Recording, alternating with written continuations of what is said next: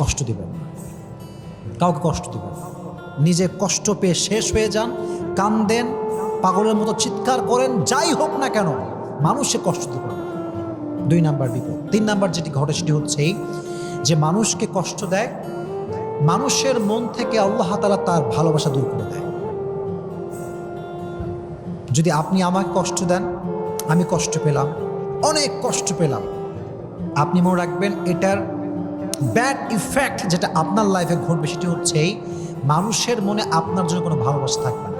এটা Nature of law, এটাই প্রকৃতির নিয়ম।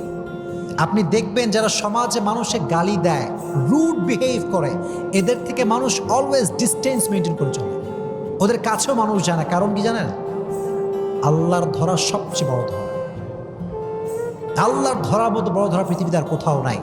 এই জন্য যখন মানুষকে কষ্ট দিবেন, মানুষের হৃদয় থেকে আল্লাহ তাআলা আপনার প্রতি যে রেসপেক্টটা ছিল, যে সম্মান ছিল, যে লাভ ছিল, এটা আল্লাহ দূর করে দিবে। এটা হচ্ছে 3 নাম্বার বিপদ। আর last and final, and that is very dangerous, very dangerous. সেটা কি? এদিকে তাকান, আমার চোখে চোখ রাখেন, কথাগুলো বোঝার ট্রাই করেন।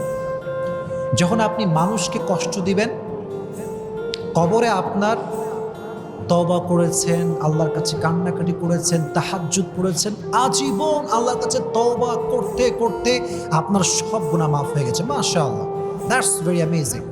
সব মাফ হয়ে গেছে, খুব ভালো। কিন্তু যদি আপনি মানুষকে অজান্তে কষ্ট দিয়ে থাকেন, এই গুনাহটা ক্ষমা হবে না। এটা ক্ষমা হবে না, বিকজ হক যেটা আছে এটা 2 প্রকার।